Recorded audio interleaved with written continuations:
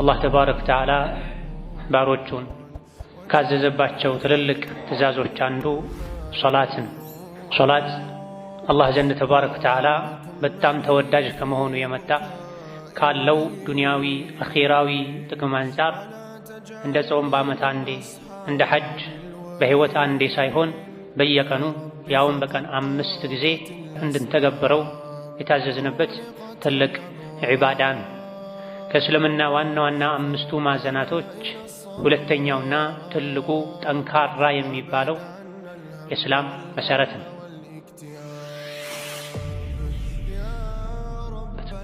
ያ ዒባደላህ የአካል እንቅስቃሴ ብቻ መሆን የለበትም። ሶላታችን ሶላት አላህ ፊት መቆም ነው።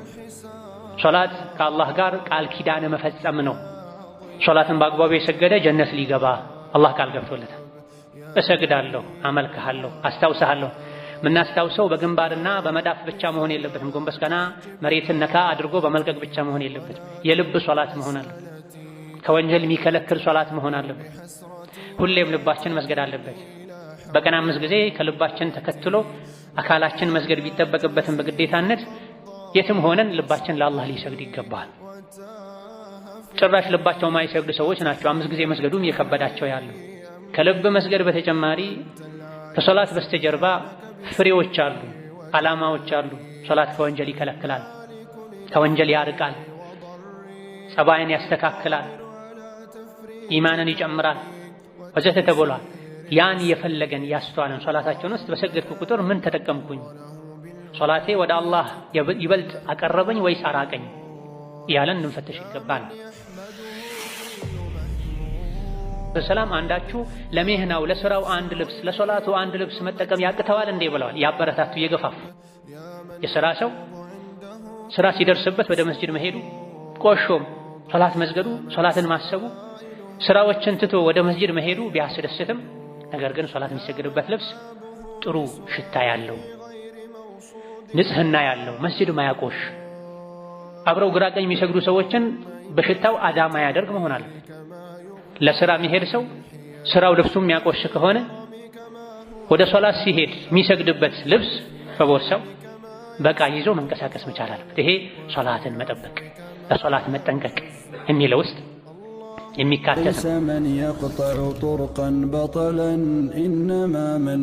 إن الحمد لله نحمده ونستعينه ونستغفره ونعوذ بالله من شرور أنفسنا ومن سيئات أعمالنا من يهده الله فلا مضل له ومن يضلل فلا هادي له وأشهد أن لا إله إلا الله وحده لا شريك له وأشهد أن محمدا عبده ورسوله يا أيها الذين آمنوا اتقوا الله حق تقاته ولا تموتن إلا وأنتم مسلمون يا أيها الناس اتقوا ربكم الذي خلقكم من نفس واحدة وخلق منها زوجها وبث منهما رجالا كثيرا ونساء واتقوا الله الذي تساءلون به والأرحام إن الله كان عليكم رقيبا يا أيها الذين آمنوا اتقوا الله وقولوا قولا سديدا يصلح لكم أعمالكم ويغفر لكم ذنوبكم ومن يطع الله ورسوله فقد فاز فوزا عظيما أما بعد فإن أصدق الحديث كتاب الله وخير الهدي هدي محمد صلى الله عليه وعلى آله وأصحابه وسلم تسليما كثيرا وشر الأمور محدثاتها فإن كل محدثة بدعة وكل بدعة ضلالة وأوصيكم ونفسي بتقوى الله يا عباد الله فاتقوا الله تعالى يا الله باروچوي الله ያዛችሁን በመታዘዝ የከለከላችሁን በመከልከል ሁሌም በሁሉም ጉዳይ ላይ በሁሉም ቦታ ላይ ጌታ አላህን የሚገባውን ፍራቻ ፍሩት። ያዘዛችሁን ታዘዙ፣ የከለከላችሁን ተከልከሉ።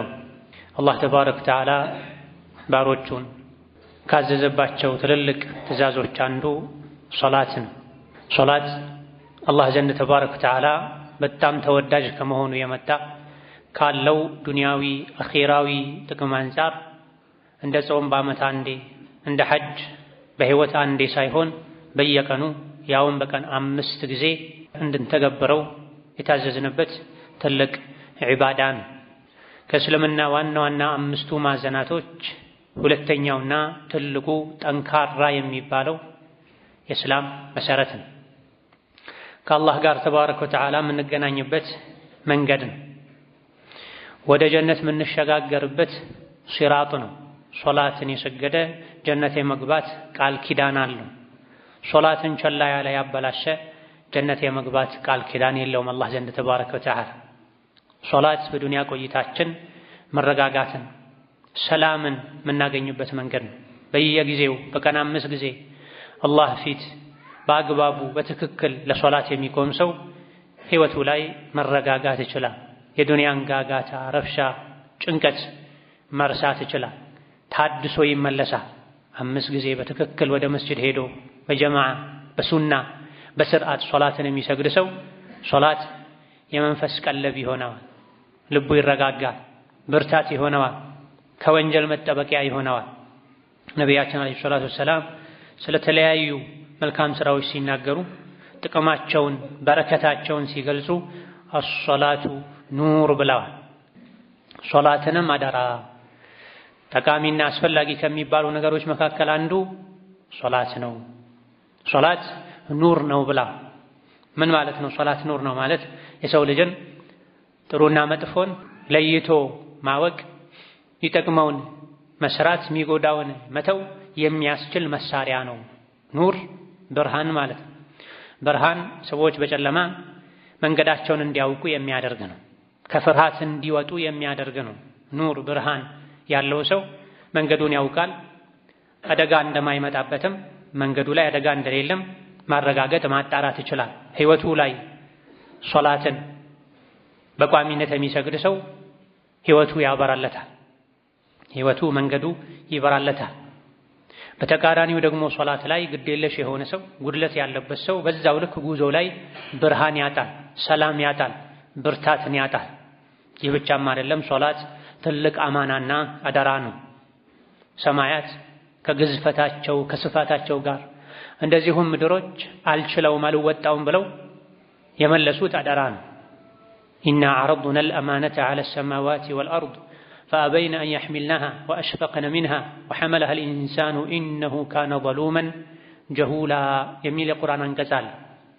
አላህ ተባረከ ወተዓላ የዲን ህግጋትን፣ ጾምን፣ ሶላትን፣ ከጀናባ መታጠብን፣ ከሐይድ መታጠብን፣ ግዴታዎችን በአግባቡ መወጣትን፣ ክልከላዎችን መከልከልን ኃላፊነቱን ለሰማይና ለምድር ሰጥቷቸው ነበር። አላህ የዲንን ኃላፊነት ልስጣችሁና በአግባቡ ከተወጣችሁ ጀነትን እሸልማችኋለሁ ብሏቸው ነበር። አላህ ሐሳብ አቅርቦላቸው ነበር።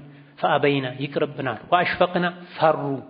አላህን በማመጽ መልኩ እምቢ ብለው ሳይሆን ሰማይና ምድር ታዛዦች ናቸው። አተይና ጧኢዒን እሺ ብለዋል። አላህ ያዛቸውን ታዘዋል። ምድር ታበቅላለች፣ ሰማይ ታዘንባለች። ታዛዦች ናቸው። ሶላትን፣ ጾምን፣ ዘካን፣ ሐጅን መሰል የሆኑ የዲን ህግጋትን አላህ ተባረከ ወተዓላ ላሸክማችሁ ኃላፊነቱን ተወጡ፣ ግዴታውን በአግባቡ ከተወጣችሁ ትሸለማላችሁ ሲላቸው ይቅርብናሉ። ለምን? ፈርተው። ላንወጣ እንችላለን፣ ግዴታ ልናጎል እንችላለን። ግዴታን ከተወጡ መሸለም እንዳለው ሁሉ አማናን አደራን ካጎደሉ መቀጣትም አለና ትርፍን ፈልገን ኃላፊነቱን ተቀብለን ኪሳራና ቅጣት እንዳይመጣብን ብለው እምቢ አሉ። ወሐመለሃ ልኢንሳን የሰው ልጅ ግን ሽልማቱ አጓጉቶት ኃላፊነቱን ተሸከመ። እሰግዳለሁ፣ እጾማለሁ፣ ዘካ አወጣለሁ ወዘተ ብሎ ግዴታን ለመወጣት ተስማማ። አላዋቂ ነው የሰው ልጅ። ኢነሁ ካነ ዘሉመን ጀሁላ የኃላፊነትን ክብደት አያውቅም። የራሱን ቀድር ደረጃውን አያውቅም። ራሱን በዳይ ነው፣ የጌታውን ሐቅ አጉዳይ ነው ተብሏል። እነሆ ሶላት ከአማናዎች መካከል አንዱ ነው። በቀን 5 ጊዜ ሰዓቱን፣ ቦታውን፣ ስርዓቱን ጠብቆ መስገድ ኃላፊነትን መወጣት ነው፣ አደራን መጠበቅ ነው። ለሰማይ ለምድር የከበደን አደራ። በተቃራኒው ደግሞ በወሬ በጨዋታ በእንቅልፍ በሌላ ነገር ሆኖ ሶላትን ጀላ ማለት ሰዓቱን ማሳለፍ፣ ስርዓቱን ማጉደል፣ አላህ ባዘዘን መልኩ አለመስገድ አማናን ማጉደል ነው። ያስጠይቃል፣ ሊያስቀጣም ጭምር ይችላል። ናም ጌታ አላህ ሶላትን የሚያበላሹ ሰዎችን ዝቶባቸዋል። ጀሀነም ውስጥ ያለ ሸለቆ፣ ጀሀነም ራሱ ገደል ነው። የጀሀነም ገደል ውስጥ ያለ ሌላ የእሳት ገደል ውስጥ ገብተው እንደሚሰቃዩ ተዝቶባቸዋል።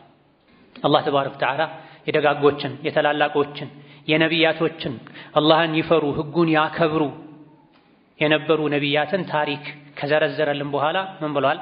فخلف من بعدهم خلف أضاعوا الصلاة واتبعوا الشهوات فسوف يلقون غيا إلا من تاب وآمن وعمل صالحا فأولئك يدخلون الجنة ولا يظلمون شيئا بلا ጌታ አላህን ተባረከ ወተዓላ የሚታዘዙ የሚፈሩት የሚከጅሉት ቅጣቱን ፈርተው ወንጀልን የሚተው ረሕመቱን ከጅለው መልካም ስራን የሚሰሩ ነቢዮች፣ ወልዮች፣ ሷሊሖች እንዳሉ ሆነው ሌሎች ደግሞ አሉ መጥፎ ተተኪዎች ምድር ላይ የተተኩ። ምንድነው የመጥፎነታቸው መገለጫ? አዳዑ ሶላተ ሶላትን አበላሹ፣ ችላ አሉ፣ ማይሰግዱ አሉ፣ አንዳንዴ የሰገዱ አንዳንዴ የሚተው አሉ። የሰገዱም እንደሆነ መስፈርቱን ሳያሟሉ በግዴለሽነት መንፈስ የሌለው የአካል ብቻ እንቅስቃሴ ሩህ የሌለው ኹሹዕ የሌለው ጎንበስ ቀና ብቻ የሚሉ ሆኑ። ወተበዑ ሸሃዋት የሶላታቸውን መበላሸት ተከትሎም ስሜታቸውን የሚከተሉ ሆኑ። ሸሪዓን የሚከተሉ ሳይሆን አላህን የሚፈሩ ሳይሆን ለስሜታቸው ደስ ያላቸውን የፈለጉትን ያማራቸውን የሚሰሩ አላህን የማይፈሩ የስሜት ባሪያዎች ሆኑ። ታዲያ የዚህ ስራቸው ሶላትን የማበላሸታቸው ስሜትን የመከተላቸው ዋጋው ምንድነው? ክፍያው ምንድነው ከተባለ فسوف يلقون غيا አይቀርም ወደፊት ገይ የሚባል የጀሃነም ክፍል ውስጥ ገብተው ይነዳሉ ብሏል አላህ ተባረከ ወተዓላ። የተወበቱ ሶላታቸውን አስተካክለው የሰገዱ ከስሜት የወጡ አላህን የፈሩ ሲቀሩ እነዚህ ጀነት ይገባሉ፣ ምንም አይበደሉም ብሏል ጌታ አላህ ተባረከ ወተዓላ። ኢዘን ይህ ዛቻ እኛ ላይ ተፈጻሚ እንዳይሆን ሶላትን እንዳናበላሽ ሌላ የተመከርነው ምክር አለ። ሓፊዙ ዐለ ሶላዋቲ ወሶላቲ ልውስጣ ወቁሙ ሊላሂ ቃኒቲን ተበለና። ሶላቶችን ሁሉንም ጠብቃችሁ ስገዱ፣ በተለይ ሶላተል ውስጣን ብሎናል አላህ ተባረከ ወተዓላ። ሁሉንም ሶላት ሓፊዙ ተጠንቅቃችሁ ተጠባብቃችሁ ስገዱ ብሏል። የተለያዩ ዱንያዊ እድሎች እንዳያመልጡት የሚፈልግ ሰው ነቅቶ እንደሚጠብቀው መስፈርቱ እድሉ እንዳያመልጠው መስፈርቱን ለማሟላት ጥረት እንደሚያደርገው ሓፊዙ ዐለ ሶላዋቲ ሁሉንም ሶላቶችን ነቅታችሁ ጠብቃችሁ ስገዱ። ሶላት እንዳያመልጣችሁ፣ እንዳይረፍድባችሁ፣ እንዳይበላሽባችሁ፣ ስርዓቱ እንዳይጎድልባችሁ ሶላት ጉዳይ ላይ ሓፊዝ ሁኑ፣ ንቁ ሁኑ፣ አስተዋይ ሁኑ፣ ጠባቂ ሁኑ። ሶላት ወቅት አለው፣ መነሻና መድረሻ፣ መጀመሪያና ማብቂያ አለው። ኢነ ሶላተ ካነት ዐለል ሙእሚኒነ ኪታበን መውቁታ። ስገዱ ብቻ ሳይሆን የተባልነው አሰጋገዳችሁን አሳምሩ ተብለናል። ወቅቱን ጠብቁ ተብለናል። መስፈርቱን አሟሉ ተብለናል። አላህ የሚፈልገው አይነት ሶላት ሊሆን ይገባል። ምን ሰግደው ሶላት እኛ በዘልማድ የያዝነው በዕለት ተዕለት የምናደርገው የአካል እንቅስቃሴ አይነት ሶላት ሳይሆን አላህ የሚፈልገው አላህ የሚወደው አላህ የሚቀበለው ለኛ ትርፍ የሚያስገኝልን ከጀሃነም አድኖ ጀነት ሊያስገባን የሚችል ሶላትን እንድንሰግድ ነው የታዘዝነው። ሶላትን የሚሰግዱ አሉ፣ ማይሰግዱ አሉ። ብዙ ከሚሰግዱ ውስጥም ደግሞ ሶላታቸው ላይ ጥንቃቄ ጥራት የሚጎድላቸው ብዙ ሰዎች አሉ።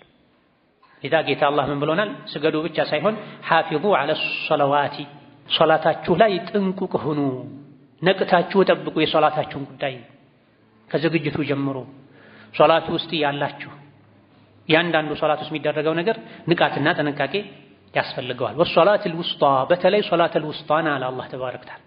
5 ሶላቶች ነው ያሉት። 5 ወቅት ሶላቶችን በአግባቡ ስገዱ ብሎን ደግሞ በተለይ ውስጣን ብሏል። ማን ነው ሶላተል ውስጣ? ሁሉም 5ቱም ሶላቶች ሶላተል ውስጣ ናቸው ተብሏል። ሁሉም ሶላቶች 5ቱም መካከለኛዋ ሶላት ከሁለት ሶላቶች መሃል ያለ ሶላት ሁሉ መካከለኛ ሶላት ሆኖ በተለይ መካከለኛዋን ሶላት አለን አላህ ቁርአን ላይ። መካከለኛዋ ሶላት እገሊት ናት አላለንም። ሁሉም ሶላቶች ሶላተል ውስጣ ናቸው። ምርጧን ሶላት፣ መካከለኛዋን ሶላት፣ በሁለት ሶላቶች መሃል ያለችዋን ሶላት ወዘተ ማለት። ምንም እንኳ አብዛኞቹ ሐዲሶች የሚያሳዩት ነብዩ አለይሂ ሰላቱ ወሰላም ሶላተል ውስጣ ሶላተል ዐስር እንደሆነ ነግረውናል። በተለይ ሶላተል ዐስር ናት። ለምን? ሶላተል ዐስር ሰዎች ስራ ውለው የሚደክሙበት፣ ስራቸውን አጠናቀው ወደ ቤት ለመመለስ የሚዘጋጁበት፣ እርሻ ላይ ግብርና ላይ የተሰማሩ ሰዎችም የቀኑ መጨረሻ ከመሆኑ አንፃር ወደ ቤት ለመመለስ ስራቸውን ለማጠናቀቅ የሚጣደፉበት ሶላት ነው። ሶላተል ዒሻም ነው ተብሏል። ሰዎች ደክሟቸው ቶሎ መተኛት የሚፈልጉበት ነው። ፈጅርም ነው ተብሏል። ከእንቅልፍ ወጥተው ወደ መስጂድ መሄድ በሰዓቱ መስገድ የሚከብድበት ስለሆነ። ዙህርም ነው ተብሏል። ጠራራ ፀሐይ ሰዓት ስለሆነ ወዘተ። ሁሉም ሶላቶች ሶላቱል ውስጣ ናቸው። ሁሉንም ሶላታችሁን በአግባቡ ስገዱ ማለት ነው የተፈለገበት። ያ ዒባደላህ የአካል እንቅስቃሴ ብቻ መሆን የለበትም ሶላታችን። ሶላት አላህ ፊት መቆም ነው። ሶላት ከአላህ ጋር ቃል ኪዳን መፈጸም ነው። ሶላትን በአግባቡ የሰገደ ጀነት ሊገባ አላህ ቃል ገብቶለታል። እሰግዳለሁ፣ አመልክሃለሁ፣ አስታውስሃለሁ። ምናስታውሰው በግንባርና በመዳፍ ብቻ መሆን የለበትም። ጎንበስ ቀና መሬትን ነካ አድርጎ በመልቀቅ ብቻ መሆን የለበትም። የልብ ሶላት መሆን አለበት። ከወንጀል የሚከለክል ሶላት መሆን አለበት። ሁሌም ልባችን መስገድ አለበት። በቀን 5 ጊዜ ከልባችን ተከትሎ አካላችን መስገድ ቢጠበቅበትም በግዴታነት የትም ሆነን ልባችን ለአላህ ሊሰግድ ይገባል። ጭራሽ ልባቸው ማይሰግዱ ሰዎች ናቸው 5 ጊዜ መስገዱም እየከበዳቸው ያለው። ከልብ መስገድ በተጨማሪ ከሶላት በስተጀርባ ፍሬዎች አሉ፣ ዓላማዎች አሉ። ሶላት ከወንጀል ይከለክላል፣ ከወንጀል ያርቃል፣ ጸባይን ያስተካክላል፣ ኢማንን ይጨምራል ወዘተ ተብሏል። ያን የፈለገን ያስተዋለን ሶላታችን ውስጥ በሰገድኩ ቁጥር ምን ተጠቀምኩኝ? ሶላቴ ወደ አላህ ይበልጥ አቀረበኝ ወይስ አራቀኝ? ያለን እንፈተሽ ይገባል። ከደጋ ቀደምቶች ውስጥ ያውም ከነቢዩ ዓለይሂ ሰላቱ ወሰላም የልጅ ልጅ ቤተሰቦች ውስጥ ገና ውዱእ ሲያደርጉ ፊታቸው የሚለዋወጥ ፊታቸው የሚቀላ ሰዎች ነበሩ። ምን ሆንክ ሲሏቸው ውዱእ ያደረኩ የተዘጋጀሁ ያለሁት እኮ አላህ ፊት ለመቆም ነው፣ ይህ አሳስቦኝ ነው ነበር። ገና ውዱእ ሲያደርጉ ቅድመ ዝግጅት ላይ ሆነው ፊታቸው መልካቸው ይለዋወጥ ነበር። ከቀደምቶች ውስጥም ተክቢረተል ኢሕራም ሲያደርጉ የሶላት መክፈቻ ተክቢር ሲያደርጉ እጃቸውን ሲያነሱ እጃቸው ይንቀጠቀጥ፣ ይጨነቁ፣ ይፈሩ የነበሩ ሊቃውንት አልፈዋል። ዛሬ ላይ ሰዎች እየተጫጫሁ እየተሳሳቁ እየተላፉ መጥተው ሐሳባቸውን እንኳን ሳይሰበስቡ አላሁ አክበር ብለው ሮጠው ሶላት ውስጥ ሲገቡ እናያለን። የሶላትን ደረጃ ዋጋ ምንነት የተረዱ ሶላት ውስጥ ለመግባት ይጨነቁ ነበር፣ ይፈሩ ነበር፣ ይሸበሩ ነበር። ሶላት ውስጥ ከገቡ በኋላ ደግሞ ራሳቸውን ይረሱ ነበር። ሶላት ውስጥ ሆነው ከዙሪያቸው ያለውን ይረሱ ነበር። ሶላት እየሰገዱ መስጂድ ፈርሶ ሰዎች ሁሉ ተተወተው መስጂድ ውስጥ የቀሩ ሰዎች ተገኝተዋል። እገሌስ ሲባል ሲፈለጉ ምናልባት እዛ ውስጥ ሞቶ ይሆናል ተብሎ ሲፈለጉ አይ እሱ እንኳን ደግ ሰው ነው፣ አላህ የሚፈራ ሰው ነው፣ ብዙ መልካም ስራ ያለው ሰው ነው። መልካም ስራ በብዛት የሚሰራ ሰው ደግሞ መጥፎ አሟሟተን አላህ አያሞተውም። ስለዚህ እንፈልገው ተብለው ሲገባ ስጁድ ውስጥ ሆነው ተገኝተዋል። ከዙሪያቸው ጋጋታቸውን የሰዎችን ጋጋታ ሰምተው ተነስተው ሲጠየቁ ምን ተፈጥሮ ነው ብለው ጠይቀዋል። መስጂድን የሚያክል ነገር ፈርሶ ተደርምሶ ዙሪያቸው በፍርስራሽ ተሞልቶ ሰው ሁሉ ወጥቶ ሶላት ውስጥ ሆነው ማንነታቸውን ረስተዋል። ሶላት ውስጥ ሆነው እግራቸው የተገዘገዘ በመጋዝ የተቆረጠ ሰውም ተገኝተዋል። ከታቢዒዎች ውስጥ ተላላፊ በሽታ ተገኝቶባቸው ከዚህ በላይ በሽታው ዝም ከተባለ ወደ ሙሉ ሰውነት ስለሚሰራጭ እግርህ መቆረጥ አለበት፣ ስለዚህ ኸምር መጠጣት አለብህ። ያኔ የነበረ እንደ ማደንዘዣ የሚወስዱት አይ እኔ አቅሌን የሚያሳጣኝን ነገር በፍጹም አላደርግም፣ ታዲያ ምን ይሻላል ትችላለህ ወይ ህመሙን ሲሏቸው ሶላት ጀምሬ አላሁ አክበር እንዳልኩኝ እግሬን ቁረጡ ብሏል። ሶላት ውስጥ ገብተው እግራቸው ተቆርጧል። ከሶላት ሲወጡ ነው እግራቸው መቆረጡን ያወቁት። በዚህ ልክ የሶላትን ጣዕም ያጣጣሙት የሶላትን ክብደት ስላወቁ ነው፣ ከአላህ ጋር ስለሆኑ ነው። ሊሆን የሚገባው ይህ ከመሆኑ ጋር የሶላትን ደረጃ ካለማወቃችን የመጣ ብዙዎቻችን ዘንድ የሚታዩ ስህተቶች አሉ። ሶላትን ዋጋ የሚያሳጡ ስህተቶች፣ ጉድለቶች አሉ፣ ክፍተቶች አሉ። አውቀን እንድንጠነቀቀው እንዲህ አይነትን ስህተት የሚፈጽምን ሰውም እንድናስጠነቅቅ፣ እንድንተባበር፣ እንድንመካከር የተወሰኑ ሶላት ላይ የሚታዩ ስህተቶችን ዛሬና በቀጣይ የተወሰኑ ኹጥባዎች አጠር አድርገን የምናይ ይሆናል። ምክንያቱም መስገዱ ብቻ በቂ አይደለም። በጣም ብዙ የሚታዩ የሚያሳዝኑ ስህተቶች አሉ ከሰጋጆች የሚታዩ። አብዛኛው ሰጋጅ ማለት ይቻላል አሰጋገዱ ሱናውን በጠበቀ መልኩ አይደል። ነቢያችን አለይሂ ሰላቱ ወሰላም አስቀድመው ነግረውናል። አኺር ዘመን ላይ መስጂድ ውስጥ ያሉ ሰጋጆች ሁኔታቸው ሲታይ መስጂዳቸው ያምራል፣ ልባቸው ባዶ ነው። መስጂዱን ሞልተው ከሚሰግዱት አንድ እንኳ ኹሹዕ ያለው የሶላትን ጣዕም የቀመሰ የሶላት ሚስጥር የገባውን ሰው አይነት አሰጋገድ የሚሰግድ አንድ ሰው እንኳ ላይገኝ የሚችልበት ጊዜ ይመጣል ብለዋል ነብዩ አለይሂ ሰላቱ ወሰላም። መስጂዶች ያምራሉ፣ ደምቀዋል፣ አሸብርቀዋል። 3-4 መስጂድ የሚሰራበት ገንዘብ ለአንድ መስጂድ ይፈሳል። መስጂዱ ያምራል ግንባታው፣ ነገር ግን ውስጡ ላይ የሚሰግዱ ሰዎች ቁጥራቸው ብዙ ሊሆን ይችላል፣ መስጂዱን ሞልተውት ሊሆን ይችላል። ነገር ግን ኹሹዕ ያለው ፍሬ ያለው ጣዕም ያለው ሶላት የሚሰግድ ላታገኝ ትችላለህ ተብሏል። ውጫችን አሰጋገዳችን አለማማሩ ውስጥ ላይ ችግር የመኖሩ ምልክት ነው። ስለዚህ ራሳችን ሶላታችን እንድንመዝንበት፣ ስህተት ካለ ስህተታችን እንድናስተካክል፣ ሚሳሳትን ወንድም እህት ስናገኝ እንድንመክር የመመካከር ኡመት ነን እኛ። አላህ ተባረከ ወተዓላ ኩንቱም ኸይረ ኡመቲን ኡኽሪጀት ሊናሲ ተእምሩነ ቢልመዕሩፊ ወተንሀውነ ዐኒል ሙንከሪ ወቱእሚኑነ ቢላህ ብሎናል። የራሳችን ሶላት ብቻ አይደለም ሊያሳስበን የሚገባው፣ ግራ ቀኝ ፊት ኋላ ሶላቱ የተበላሸበትን ሰው ካየን የመምከር ግዴታ አለብን፣ ሰው የማለት ግዴታ አለብን። አንድ ሰው ሶላት ሊሰግድ ይችላል። እድሜ ልኩን ግን በህይወቱ አንዲትን አላህ የሚወዳት አይነት ሶላት ሳይሰግድ ሊሞት ይችላል ተብሏል። 30 ዓመት 50 ዓመት ሰጋጅ ሆኖ ሊኖር ይችላል። ግን እሱ የሚሰግደው የፈለገውን አይነት ሶላት ነው። በዘልማድ ከአያቱ ከአባቱ የወረሰውን አይነት አሰጋገድ ነው። አላህ የሚፈልገው ነብዩ አለይሂ ሰላቱ ወሰላም ሰግደው ያሳዩትን አይነት ሶላት አንዴ እንኳን ሳይሰግድ ሸብቶ የሚሞት ሰው ይኖራል። ሶላት ውስጥ ገብቶ ከሶላት አንዲትን ነጥብ ሳይዝ የሚወጣ ሰው አለ። የሶላት ግማሹን፣ ሩቡን፣ 1/9ኛውን፣ 1/10ኛውን አጅርም ያገኛል። ምንም አጅር ሳያገኝ የሚወጣ ሰው አለ። በምን ምክንያት ነው ይሄ? ስህተቶች በመብዛታቸው፣ ጥፋቶች በመብዛታቸው ምክንያት ነው። ስለዚህ መስገዳችንን ብቻ ሳይሆን ማየት ያለብን ምን አይነት ሶላት ነው የምሰግደው፣ ሶላቴ ከጉድለት ከኸጣ ከስህተት የጠራ ነው ወይ ልንል ይገባል። የሚያስከፍለው ዋጋ ከባድ ነው። በሶላት መቀለድ ነው። እንደዚህ የሰገድክ ብትሞት ኖሮ ጀሀነም ትገባ ነበረ ያሉ ተገኝተዋል ከቀደምቶች ውስጥ። ሶላት ሲሰግድ አይተውት እንደዚህ የሰገድክ ብትሞት ኖሮ ጀሀነም ትገባ ነው። ሶላት ተሰግዶም ጀሀነም መግባት አለ ማለት ነው። ለምን? ለሰማይ ለምድር የከበደውን ሶላት መጫወቻ መቀለጃ በማድረግ ምክንያት ማለት ነው። ነብዩ አለይሂ ሰላቱ ወሰላም አንድን ሰው 3 ጊዜ ሂድ ስገድ አልሰገድክም፣ ሂድ ስገድ አልሰገድክም፣ ሂድ ስገድ አልሰገድክም ብለዋል። እሳቸው ዘመን የነበረን ሰው 3ቴ እሱ ሰግዶ እየመጣ ነው። ሰግዶ መጥቶ ሰላም ሲላቸው ሂድ ስገድ አልሰገድክም ብለውታል። ደግሞ ሰግዶ ሄዶ ሰላም ሲላቸው አሁንም ሂድ ስገድ አልሰገድክም። 3ቴ አመላልሰውታል። ፈማ ባሉና ነሕኑ እኛ ምን ልንል ነው? እሳቸው ዘመን የነበረ ሰው እንዲህ ከተባለ። ስለዚህ ሰጋጅ ነኝ አልሐምዱሊላህ ብለን የምንደሰተውን ያክል ሶላቱ አላህ ዘንድ የሚያስደስት ነው ወይ? አላህ ዘንድ ተቀባይነት ሊያገኝ የሚችል ነው ወይ? ሶላት ወደ አላህ መቃረቢያ ነው። ወደ አላህ ተባረከ ወተዓላ የሚቀርብ ቁርባን ነው። ለአላህ ተባረከ ወተዓላ እንደሚሰጥ ስጦታ ነውም ተብሏል። ሰዎች ለትልቅ ሰው ስጦታ መስጠት ሲፈልጉ የስጦታው ጉዳይ ያሳስባቸዋል፣ ያስጨንቃቸዋል። ስጦታ ለእሳቸው ትመጥናለች ወይ ይላሉ ሰዎች። ሶላት ወደ አላህ የምንቃረብበት፣ የአላህን ውዴታ የምናገኝበት፣ የእሱን በር የምናስከፍትበት፣ ከእሱ ጋር ያለንን ግንኙነት የምናሳምርበት፣ የምናስተካክልበት ዒባዳ ነው። እንደፈለገን ልናከናውነው አይገባም። ሐቁን ልንጠብቅ፣ ደረጃውን ልንጠብቅ ይገባል። ምንድነው? ሶላታችን አስተካክለን ስንሰግድ ነው። ቀድ አፍለሐል ሙእሚኑን አለዚነ ሁም ፊ ሶላቲሂም ኻሺዑን። አማኞች ዳኑ።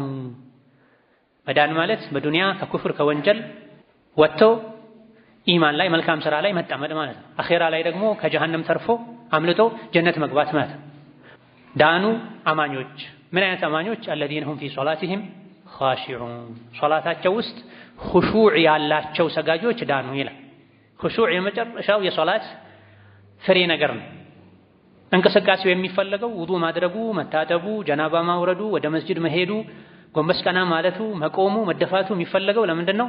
ለኹሹዕ ነው። ኹሹዕ ማለት ነው አላህን ፈርቶ ስብር ስክን ብሎ ሐሳብን ሰብስቦ መስገድ ማለት ነው።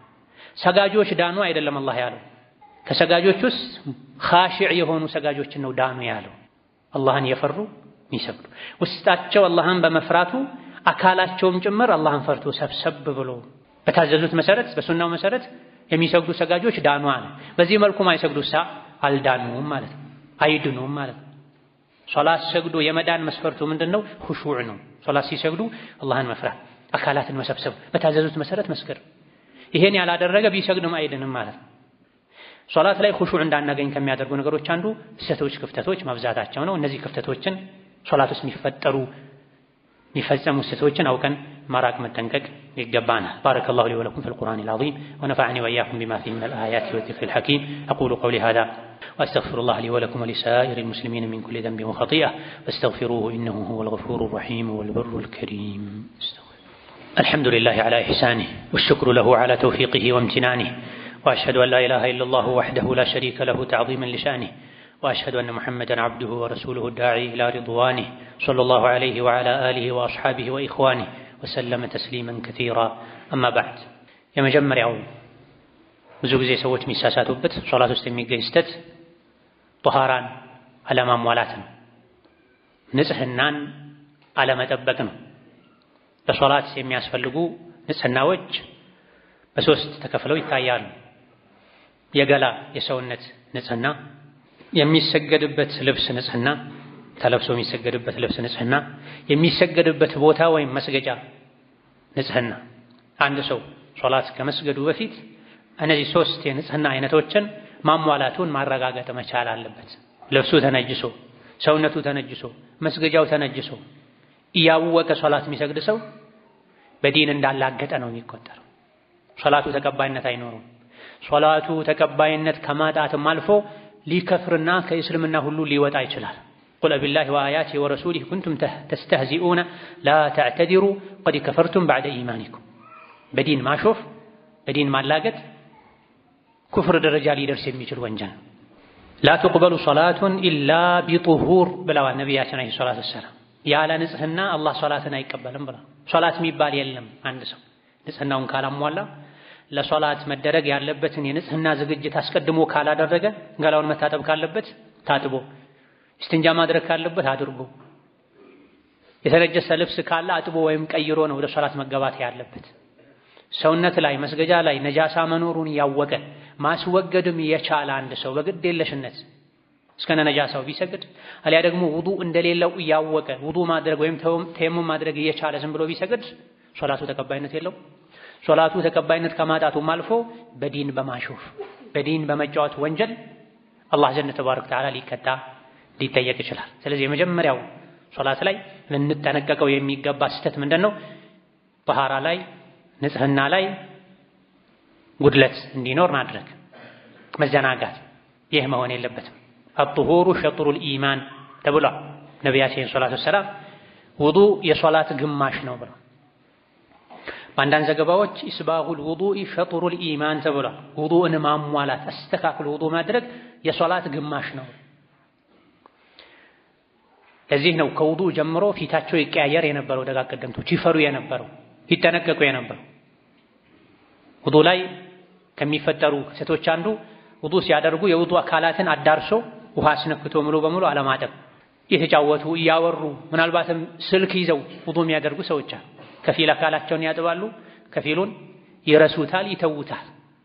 የረሳ ሰው አውቆ ይሄን እስካላደረገ ድረስ ወንጀለኛ አይሆንም። ሲያስታውስ መልሶ ውዱእን አስተካክሎ ሶላቱን መድገም አለበት።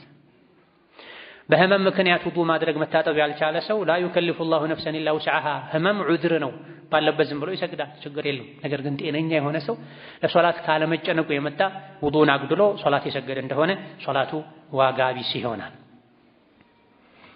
ውሃ መኖር አለመኖሩን ቀደም ብሎ ማጣራት።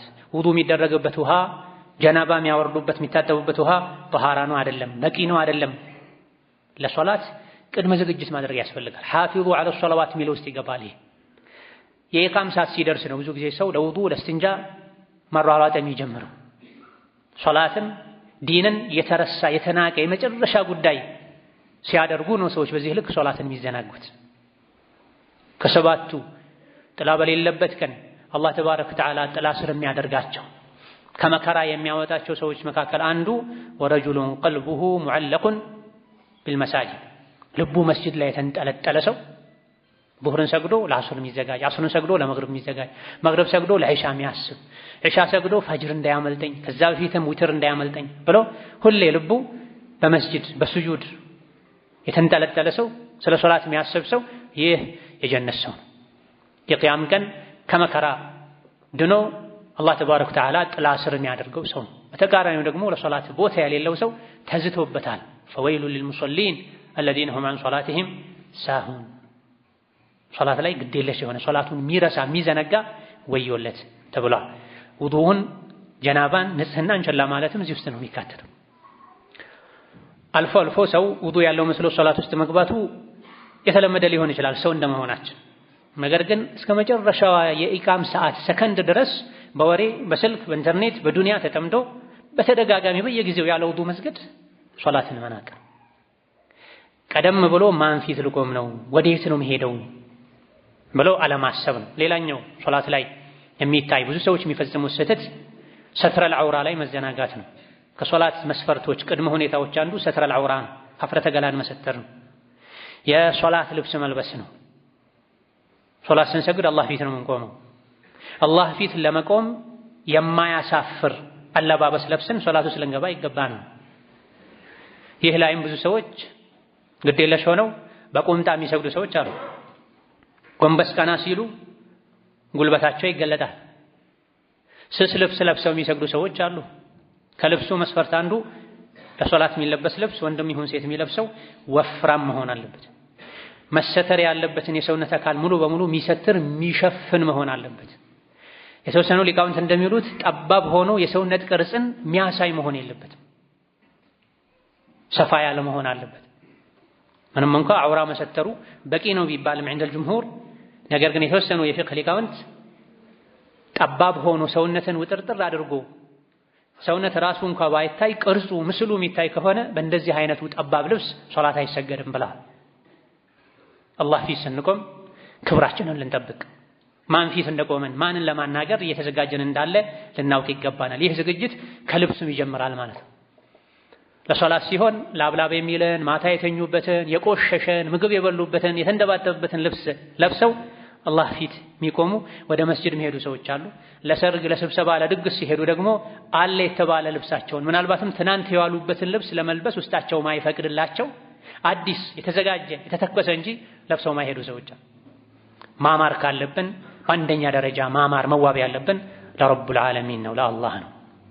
ኹዙ ዚነተኩም ዒንደ ኩሊ መስጂድን፣ በየሶላት ሰዓቱ ጌጣችሁን መዋቢያችሁን ያዙ አድርጉ ብሎናል አላህ ተባረከ ወተዓላ። ለሶላት ያልሆነ ልብስ ለምንድን ነው ሊሆን የሚችል? አላህ ፊት ለመቆም ለመስጂድ፣ ለጀማዓ፣ ለጁሙዓ ያልሆነ ልብስ ለምንድን ነው የሚሆነው? ነቢያችን ሰለላሁ ዐለይሂ ወሰለም አንዳችሁ ለሜህናው ለስራው አንድ ልብስ ለሶላቱ አንድ ልብስ መጠቀም ያቅተዋል እንዴ ብለዋል። ያበረታቱ እየገፋፉ የሥራ ሰው ስራ ሲደርስበት ወደ መስጂድ መሄዱ ቆሾም ሶላት መስገዱ ሶላትን ማሰቡ ስራዎችን ትቶ ወደ መስጂድ መሄዱ ቢያስደስትም ነገር ግን ሶላት የሚሰገድበት ልብስ ጥሩ ሽታ ያለው ንጽህና ያለው መስጂድ ማያቆሽ አብረው ግራ ቀኝ የሚሰግዱ ሰዎችን በሽታው አዳ ማያደርግ መሆን አለበት። ለስራ የሚሄድ ሰው ስራው ልብሱም የሚያቆሽ ከሆነ ወደ ሶላት ሲሄድ የሚሰግድበት ልብስ በቦርሳው በቃ ይዞ መንቀሳቀስ መቻል አለበት። ይሄ ሶላትን መጠበቅ ለሶላት መጠንቀቅ የሚለው ውስጥ የሚካተትም። ወከዛልክ እጅግ በጣም ብዙ ሰዎች በተደጋጋሚ ሲፈጽሙት ከምናያቸው ስህተቶች አንዱ ስጁድ ያደረጉ በሸምዝና ወይም በቲሸርትና በሱሪያቸው መሃል ክፍተት ተፈጥሮ ሸምዝና ሱሪያቸው ተላቆ ወገባቸው የሚታይ ሰዎች አሉ። አጭር ቲሸርትና መሰል ነገር ለብሰው እምብርታቸው የሚታይ ሰዎች አሉ። ይህ ሶላትን ሁሉ ሊያበላሽ ይችላል። እየሰገደ ሳለ የሰውነት አካሉ መገለጡን ያወቀ ዝም ብሎ የሚሰግድ ሰው ይህ ድርጊትም ሶላት እንደሚያበላሽ ያወቀ ቸላ የሚል ሰው ሶላቱ ይበላሻል። አላወቅኩም ካለ ለምን አታውቅ? ሶላት ሲሰገድ ምን አይነት አለባበስ መለበስ እንዳለበት ማወቅ ግዴታ ነው። ለሶላት ውዱእ እንደሚያስፈልገው ወደ ቂብላ መዞር እንደሚያስፈልገው ሁሉ ሰትረል ዐውራ ያስፈልጋል። ሀፍረተ ገላ መሰተር ያስፈልጋል። ሀፍረተ ገላ የሚለው ቢያንስ የልብስ እጥረት ባለበት ጊዜ ለወንድ ልጅ ከጉልበት እስከ እምብርቱ ነው ተብሏል፣ ልብስ ካጣ። ለሴት ልጅ ደግሞ ሁለመናዋ ዐውራ ነው ሶላት ሲሰገድ ፊትና መዳፏ ሲቀር ተብሏል። መዳፍም መገለጥ የለበትም የሚሉ ሊቃውንት አሉ። ይህ ከመሆኑ ጋር በወንዶች በኩል ቁምጣ ለብሰው ጉልበታቸው የሚታይ ሸምዝና ሱሪያቸው ተላቆ ወገባቸው የሚታይ ሰዎችን እናያለን። ይህ ሶላት ያበላሻል። በሴቶች በኩልም አንገትጌያቸው እየታየ ግልጥ ሆኖ ፀጉራቸው በተወሰነ መልኩ እየታየ እጃቸው ክንዳቸው እየታየ በተለይ ኢህራም ሲያደርጉ እጃቸውን ሲያነሱ አጭር ለብሰው እግራቸው እየታየ ስስ ለብሰው ሰውነታቸው እየታየ ጠባብ ለብሰው የሰውነት ቅርጻቸው እየታየ የሚሰገድበት ሁኔታ እንዲህ አይነቱን ሶላት አላህ ተባረከ ወተዓላ አይፈልግም፣ አይቀበልም። እንሰግደው ሶላት እኛ የምንፈልገው ሳይሆን አላህ ተባረከ ወተዓላ የሚፈልገው አይነት ሊሆን ይገባል። ወከዛልክ ረጅም ለብሶ ለሶላት ሲሉ ዝቅ ብሎ ማጠፍም እንዲሁ የተከለከለ ነው። ነቢዩ ዓለይሂ ሰላቱ ወሰላም ነሃ አን ከፍቲ ሸዕሪ ወጀምዒ ተውቢ የሚል ሐዲስ አለ። ሶላት ሲሰገድ ልብስ ማጣጠፍን ነቢዩ ከልክለዋል። በሌላ ሐዲስ ደግሞ ረጅም የሚጎተት ልብስ ለወንድ ለብሶ መስገድም ተከልክሏል። ረጅም ለብሰው መጥተው ሊሰግዱ ሲሉ የሚያጥፉ ሰዎች አሉ። ረጅም መልበሱም ተከልክሏል። ሲጀምር ሙስሊም ልብሱ ምንጊዜም እስከ ቁርጭምጭምቱ ነው መሆን ያለበት፣ እስከ ባቱ ከፍ ቢል ይመረጣል። ሶላት ላይ ደግሞ ለሶላት ብሎ የሸምዝን እጅጌውን ማጠፍ ከታች ሱሪን ማጠፍ ሶላት ላይ የተከለከለ ነው። ነቢያችን አለይሂ ሰላቱ ወሰላም ከልክለዋል። ሙስሊም በሄደበት ሁሉ እስላማዊ አለባበሱን ጠብቆ ሊኖር ከነቢ ጋር አለይሂ ሰላቱ ወሰላም ሊመሳሰል ይገባዋል። እነዚህና ሌሎችም በቀጣይ ኹጥባዎች የምናያቸው ስህተቶች አሉ። ከስህተት የጠራ ሶላትን ሰግደን በዱንያም የሶላትን ጥቅም በረከት ልናገኝ ነገ አኺራ ላይም ከሰጋጆች ጋር አላህን ከፈሩ ሰዎች ጋር በጀነት በሰላም ለመኖር ከጀሃነም ለመዳን የሚያበቃ አሰጋገድን ለመስገድ ጥረት ልናደርግ ይገባናል። በየጊዜው እኔ የሰገድኩት ያለው ሶላት አላህ ተባረከ ወተዓላ ስገዱት ብሎ ያዘዘው አይነት ሶላት ነው ወይ ያለን ራሳችንን ልንጠይቅ ይገባናል። ሙሐሰባ ልናደርግ በየቀኑ የንግድ ሰው የሥራ ሰው ዛሬ ምን አተረፍኩ ምን ከሰርኩ ብሎ እንደሚመረምረው ራሱ ዒባዳችን ላይ ሶላታችን ላይ ጾማችን ላይ ራሳችንን ልንገመግም ይገባናል። ثم صلوا وسلموا على البشير النذير والسراج المنير فقد أمركم بذلك ربكم قائلا إن الله وملائكته يصلون على النبي يا أيها الذين آمنوا صلوا عليه وسلموا تسليما اللهم صل وسلم وبارك على عبدك ورسولك نبينا محمد وعلى آله وأصحابه وأتباعه وسلم تسليما كثيرا اللهم أعز الإسلام والمسلمين وأذل الشرك والمشركين ودمر أعداءك أعداء الدين اللهم اجعل هذا البلد آمنا مطمئنا سخاء رخاء وسائر بلاد المسلمين اللهم آمنا في دورنا وأوطاننا ولا تسلط علينا بذنوبنا من لا يخافك فينا ولا يرحمنا اللهم من أراد بالعباد والبلاد شرا فاشغله بنفسه واجعل تدبيره تدميرا عليه يا ذا القوة المتين اللهم وحد صفوف المسلمين اللهم وحد صفوف المسلمين اللهم وحد صفوف المسلمين واجمع كلمتهم على الحق يا قوي يا متين اللهم انصر الإسلام والمسلمين في مشارق الأرض ومغاربها اللهم انصر إخواننا المستضعفين والمظلومين في فلسطين اللهم كن لهم مؤيدا ونصيرا اللهم كن لهم مؤيدا ونصيرا اللهم فرج هم المهمومين ونفس كرب المكروبين واقض الدين عن المدينين واشف مرضنا ومرضانا ومرضى المسلمين واشف مرضنا ومرضانا ومرضى المسلمين وارحم موتانا وموتى المسلمين برحمتك يا أرحم الراحمين ربنا آتنا في الدنيا حسنة وفي الآخرة حسنة وقنا عذاب النار آمين والحمد لله رب العالمين.